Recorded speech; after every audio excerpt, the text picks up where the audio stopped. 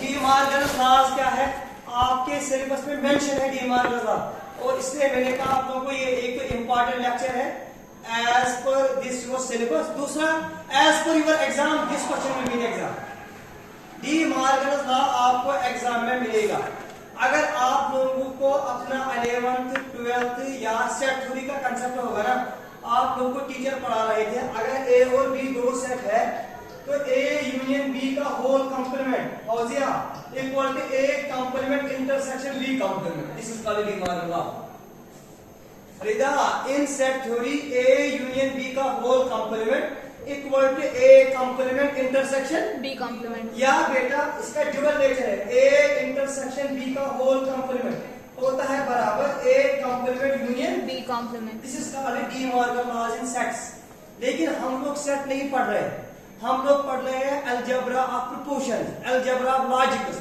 तो लॉजिक्स में जो ये लॉजिक ऑपरेटर्स है ना, बूलियन अलजेब्रा, इसमें हम लोग कैसे डी मॉर्गन लॉ डिफाइन करते हैं, तो डी मॉर्गन लॉ इसमें ऐसे हम डिफाइन करते हैं कि हमें दिखाना है नेगेशन ऑफ पी का क्यू इक्वल टू या equivalent to negation of P cap negation of Q. ये आपको प्रूव करना है, this is called De Morgan law, they are double in nature. ये पहला पार्ट है, दूसरा पार्ट है इसका negation of cap P cap Q equivalent to किसके बराबर है बेटा, negation of P cup negation of Q. ठीक, अब जो मैंने ये टर्म यूज किया ये वाला, दिस इज कॉल्ड इक्विवेलेंट। तो बेटा लॉजिकली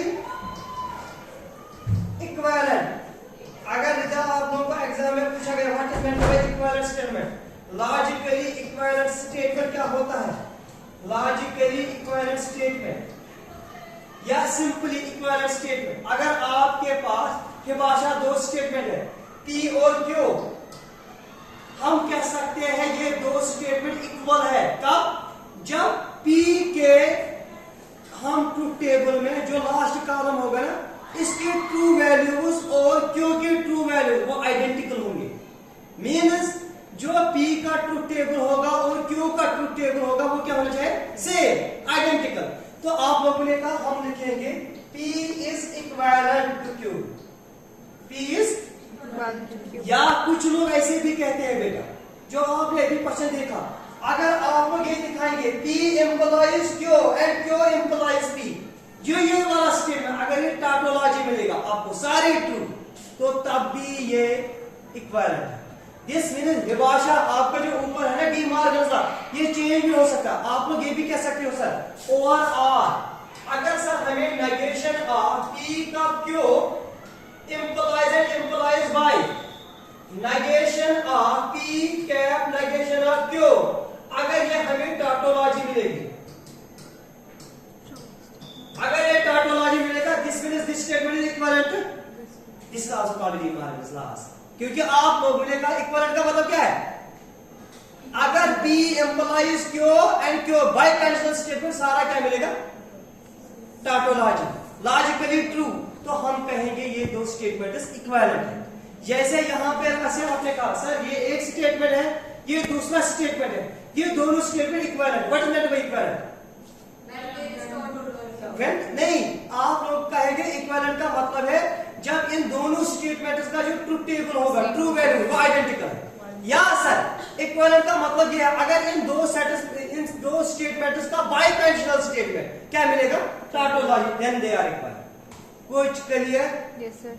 अगर बेटा आप लोगों को वहां मिलेगा ना state and true D Morgan law, आप लोग इतना कर सकते हो।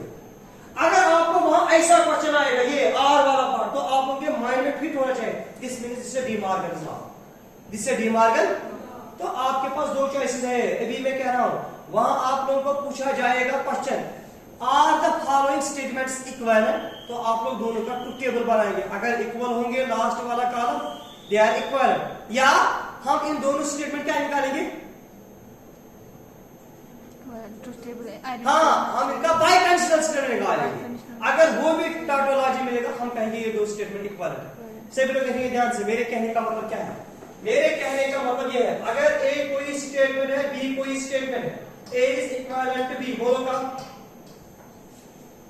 जब इनके टेबल वेरी गुड, जब इनके ट्रू वैल्यूज और उनके ट्रू वैल्यूज आइडेंटिकल आइडेंटिकल। हो। या आप लोगों ने कहा सर अगर ये है A equivalent A implies B B implies, अगर इनका ट्रुथ टेबल मिलेगा tautology then they are equal. Equivalent के दो कंडीशन है, अगर A और B के स्टेटमेंट जो ट्रुथ टेबल है वो सेम है मींस इनके ट्रू वैल्यूज आइडेंटिकल ऑब्वियसली मेरा A true true false false B अगर मेरा ना ट्रू ट्रू फॉल्स फॉल्स ते मतलब ट्रू वैल्यू से बराबर या फॉल्स वैल्यू से बराबर देन दे आर इक्वल। या हम कोडे में अगर इस स्टेटमेंट यूं निमो बाय कंडीशंस में अगर से इक्विवेलेंट रहा तो छ बना अगेन लॉजिकली। हाँ आपने कहा A है मेरे पास ट्रू ट्रू फॉल्स फॉल्स और जो B है ना इसका स्टेटमेंट होगा ट्रू ट्रू फॉल्स फॉल्स, तो हम कहेंगे A is equivalent to B, हम कहेंगे A is equivalent to B। तो मैं एक क्वेश्चन सिखाऊंगा ना आप लोगों को क्या टेंशन है, आप लोगों ने कहा ये है सर हमारे पास हमें दिखाना है नेगेशन ऑफ P का Q is equivalent to negation of P cap negation of Q। Simple दिखा ध्यान से, बिल्कुल ये आपका P है ये आपका Q है, बोलो बेटा P true true false true false true false false हाँ बोलना Q ट्रू फॉल्स ओके, पता बेटा P का Q true true triple true false. कोई कह सकता है क्यों? और दो रास्ते हैं आपके पास और दो रास्ते, अब इसका नेगेशन निकालो पूरे का, triple false true negation P का Q हाँ बेटा क्या आएगा triple false true. False false false and true, ये मिलेगा ना हाँ ओके बेटा चलो आगे। अब हमें चाहिए नेगेशन ऑफ P निकालो, false false true true false false true true, चलो बेटा निकालो negation of Q false true false true false true false true. चलो बेटा निकालो negation of P cap negation of Q, इन दो का कैप ले लो, कैप का मतलब दोनों में ये दोनों सेम होना चाहिए, दोनों ट्रू होने चाहिए तब क्या मिलेगा बेटा triple false false false false और लास्ट में मिलेगा ट्रू। देखना ये A है और ये आपका B है, इसका नाम दिया आप देखना A और B का ये है सेम हाँ है ना, यस सर। तो ये आपने कहा ये इक्वल है कहा ना। या अब आप लोग आगे गए आपने कहा सर अब आप निकालो यही पे यहां पर अब आप निकालो A implies B B implies A conditional bye conditional निकालो A implies B B implies A, इसका मतलब क्या है जब दोनों का सेम है तब ट्रू है ना, ये सारे ट्रू आएंगे, ये सारे ट्रू आएंगे। ये क्या है ये भी क्या है False। तो दोनों ट्रू ये भी ट्रू ये भी ट्रू ये भी ट्रू, जब सारे ट्रू होंगे तो आपने कहा A is equivalent to B B, तो यही है ना ये इक्विवेलेंट इज लाजर कॉल्ड डी मॉर्गन्स लॉ, ये आपके सिलेबस में था डी मॉर्गन्स लॉ और लॉजिकली इक्विवेलेंट को मैंने इसका कंप्लीट किया। ओके इसका दूसरा खुद का जो इसका नेचर है जो दूसरा पार्ट है